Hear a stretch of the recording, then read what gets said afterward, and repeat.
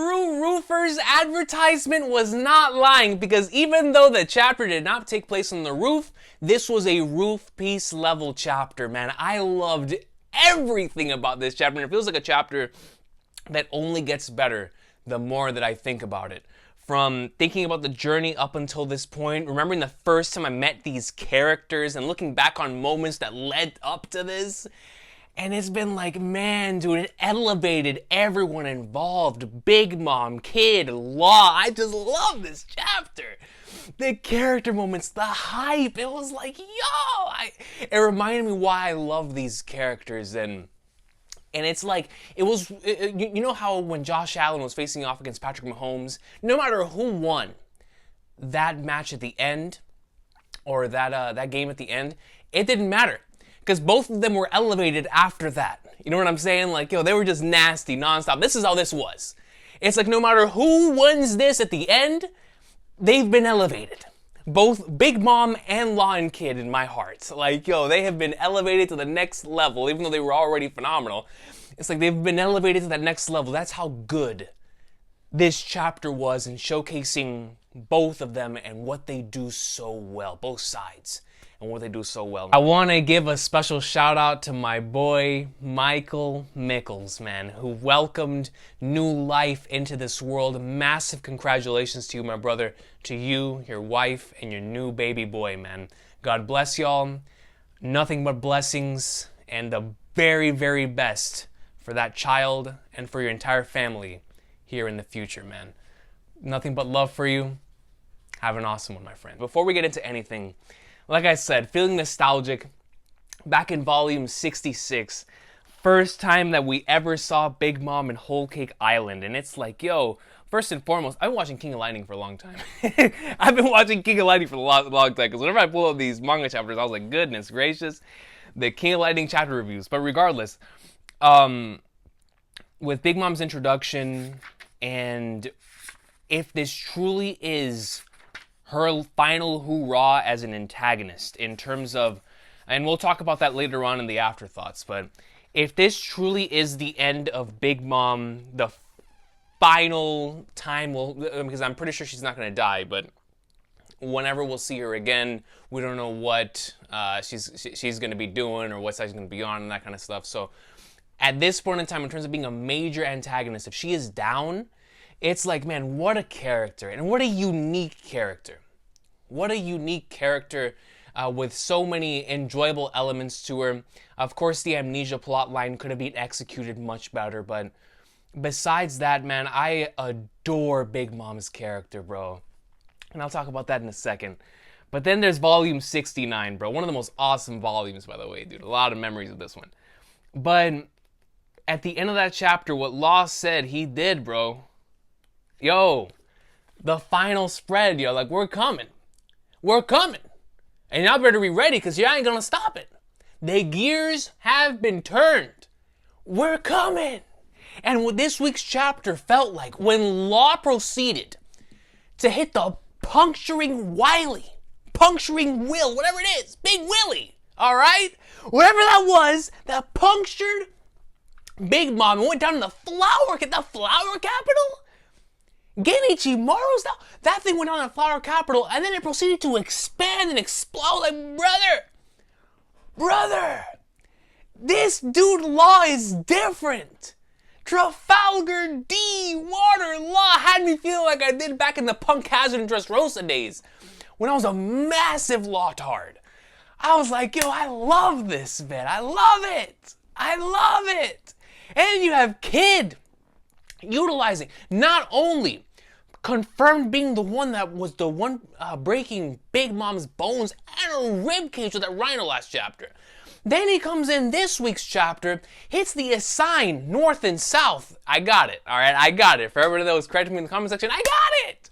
North and south. I saw another comment that said that the next step in that's going to be east and west. That's going to be really cool, seeing how he utilizes all four of those. Can you imagine him using all four of them at once? Using a sign on north, south, east, and west. Or maybe it only works with two since it's magnets, but you know, the next step in that evolution is probably going to be east and west, and I like that comment a lot because it makes a lot of sense. But when Kid goes up in like swimwear, not only does he go in at the very end and delivers that final blow, which was epic as Flagners. This man comes in with a Spartan laser, like he's Barrett hitting a catastrophe or Mega Man, just and it just fires that thing. Like, all right, in the same exact spot in which Law hit the puncturing Wily, the Big Willie. So it was like, yo, the tag team action, man. We love to see it, but yeah, man. Let's just get right into these amazing characters, because this chapter, more so, I mean, the action sequences was just so good, man. But it's what these characters did in those specific sequences that just made me love them even more than I already do. So starting off with Big Mom, bro, because we've been with Big Mom for so long. Like I was just showcasing, like, all the way since back in Volume 66, The End of Fishman Island.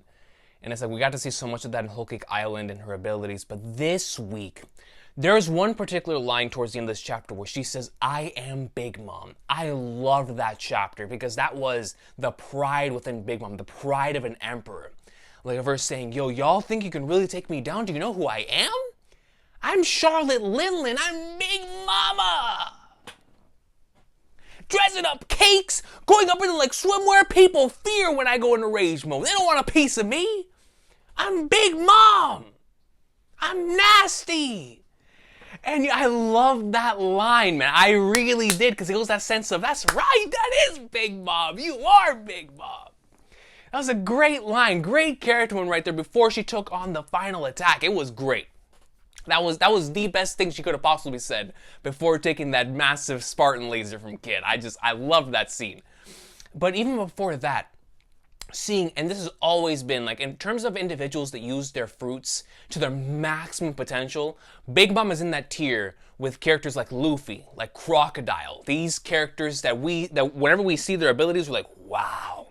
They use it to the highest extent. Law, like, these individuals that use it in such creative ways that it just leaves you boggled, like flabbergasted sometimes. That's how I felt when Big Mom this week, stating that her bones broke, goes in and adds a soul to her bones, so they come to life and fix. I was like, yo, Big Mom. They're like, yes, mama. And you get to see the Conquerors hogging moving. I was like, dude. Not only that, not only in the way that Big Mom is able to utilize her abilities, but it's the way that even when her abilities are taken away, she uses her body, her massive, sturdy, built body, to even use it to her advantage in the same way that she did with Kid. Strap it against the wall, north and south. Normal situation, you're getting wrecked by that rhino coming in. You know what I'm saying? Like, but Big Mom said, screw all that. Turned the entire wall because she realized her strength.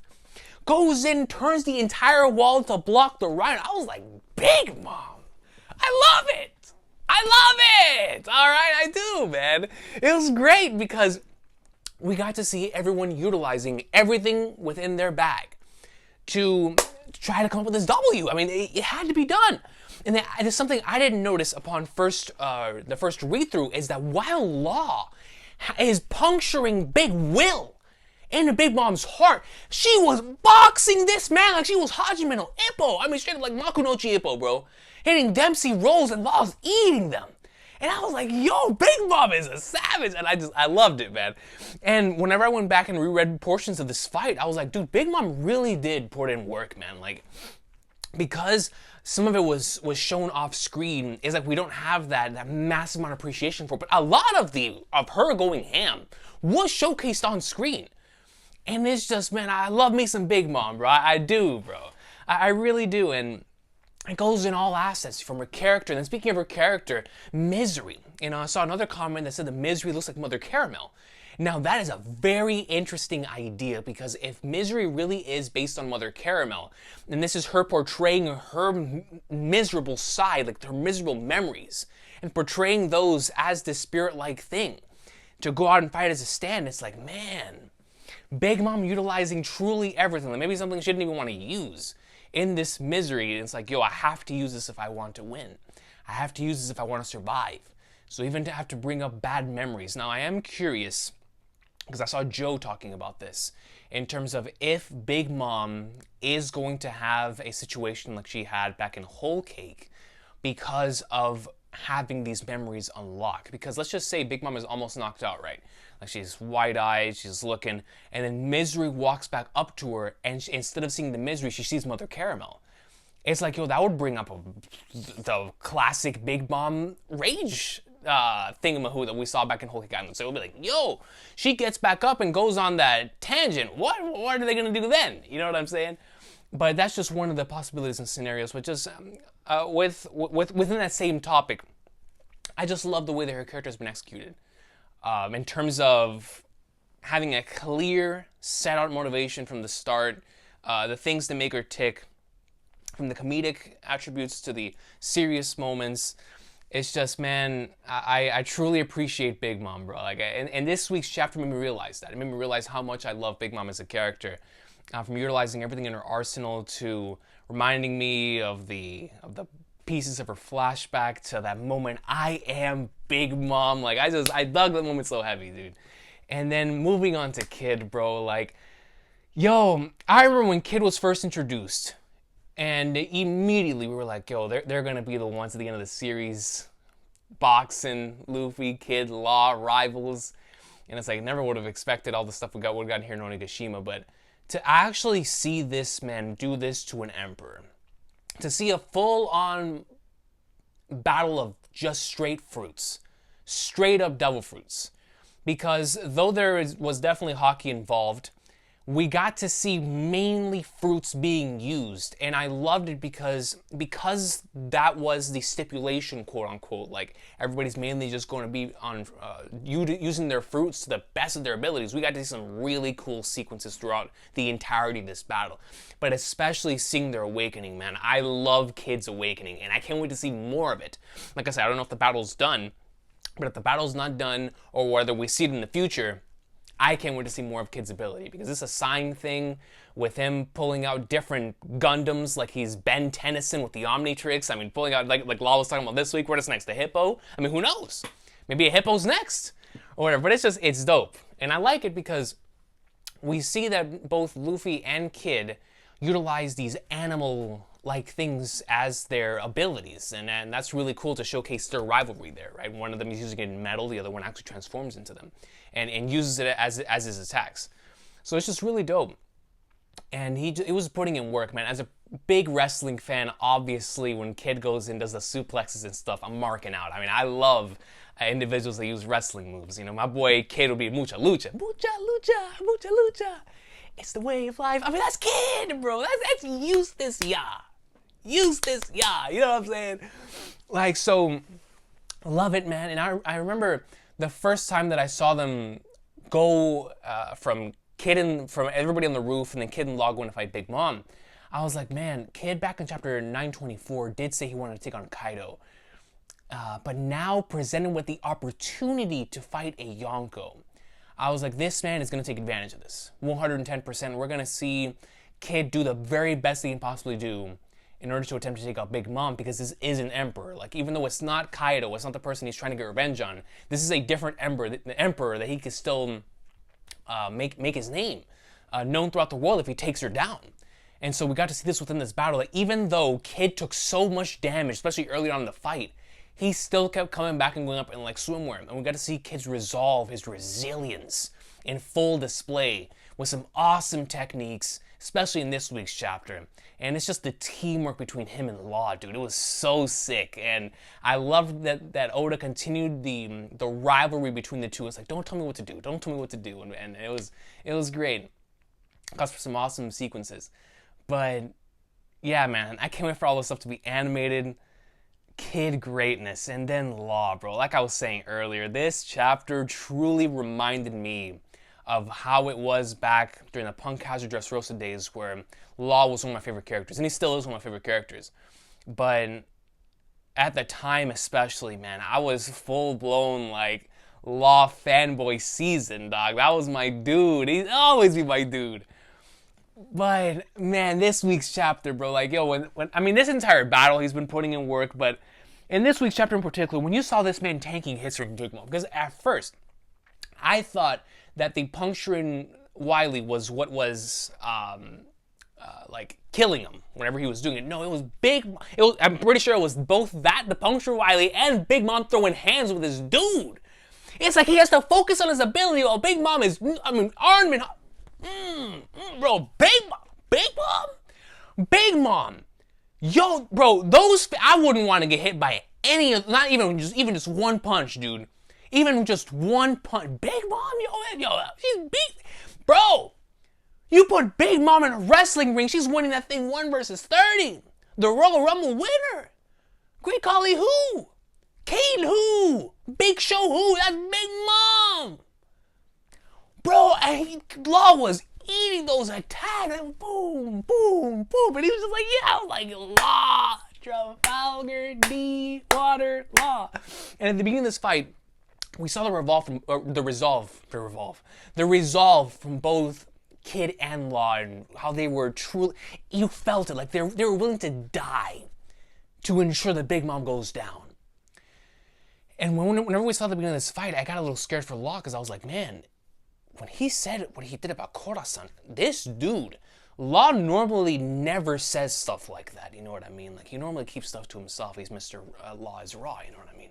But the fact that we saw him be vulnerable like that at the beginning of this fight really showcased that he was entering this with a different mentality. And we saw that, before this arc started, it was that extreme rivalry of like, nah, man, I'm that dude, you know what I'm saying? And whenever he was with Luffy and Kid out in the rain, utilizing his ability to the max, he was like, man, I don't need these dudes. But he realized that in order to take out Big Mom, he truly needed to work together with Kid, and we got to see a lot of that in this chapter, where he even gave the final attack to Kid, knowing that they're still rivals. But he was like, this is what I need to do.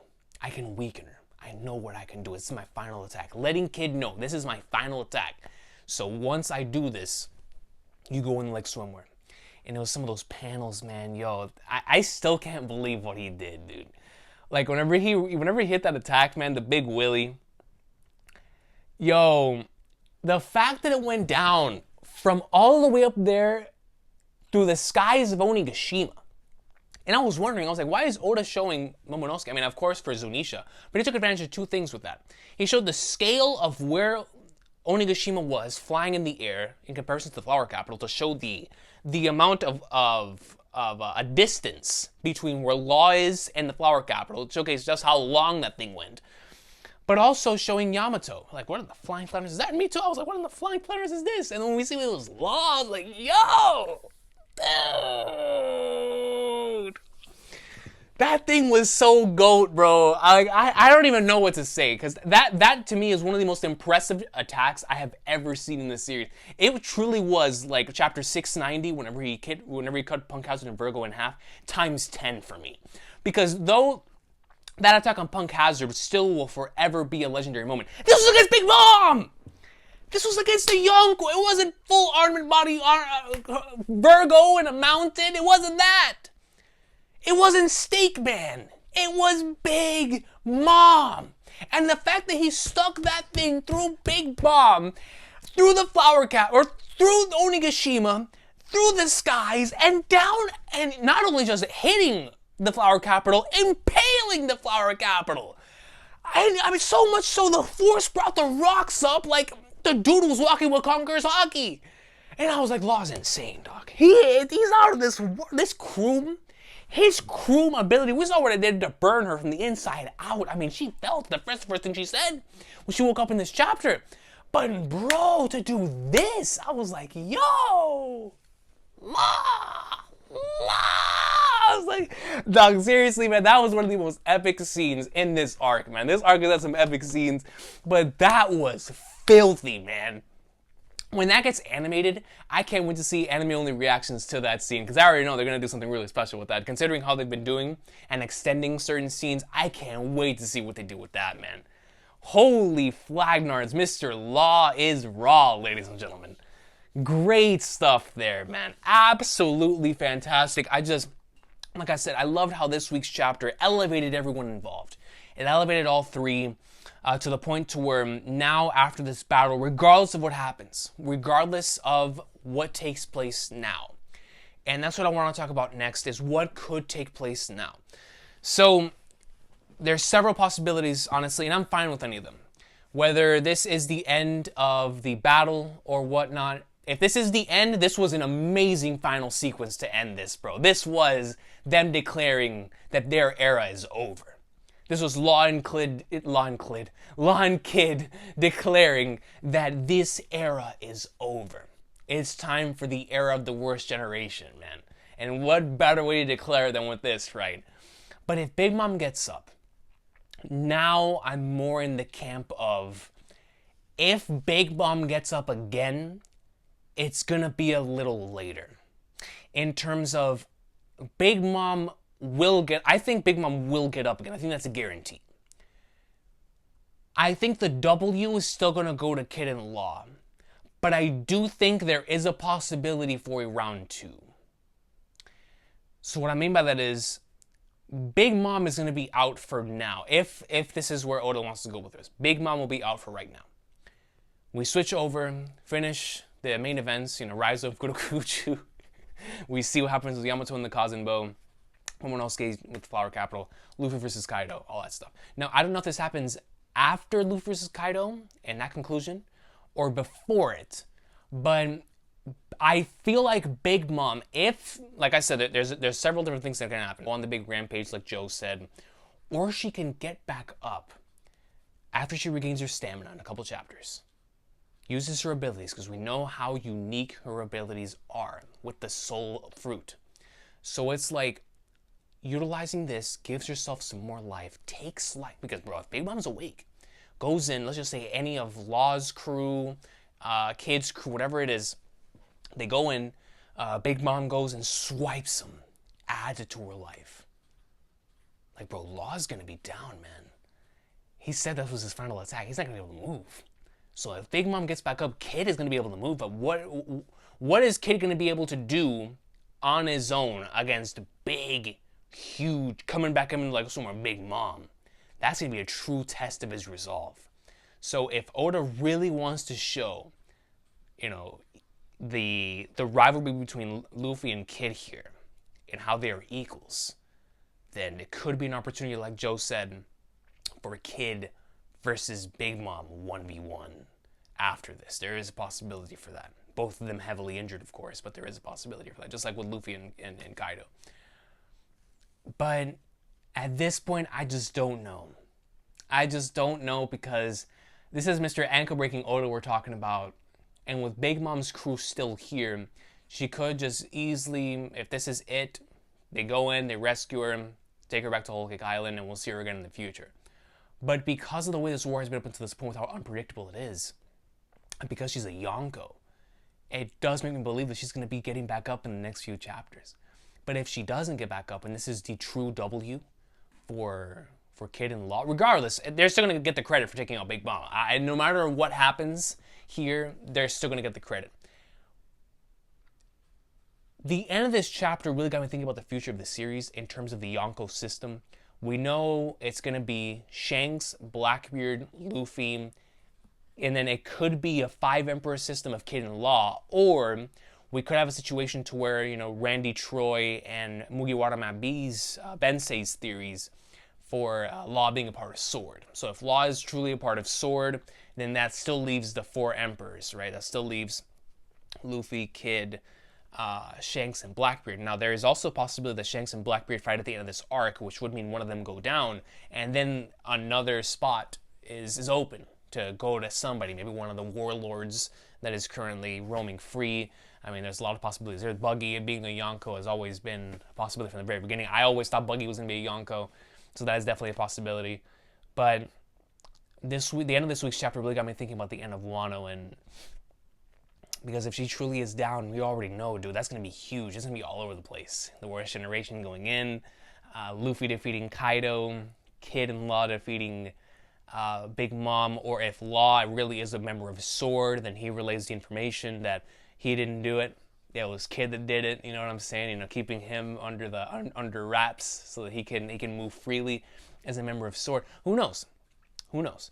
But or Law himself could be another emperor. We're going to assume if this truly is a new era, and if Shanks were to go down soon, then it would be, and I'm not saying directly after this arc, but in the future, you know, towards the end of the series, it could end up being all Next Generation, right? You know, Blackbeard, Buggy or Law, and Luffy and Kid. It got me thinking about the future Yonkos.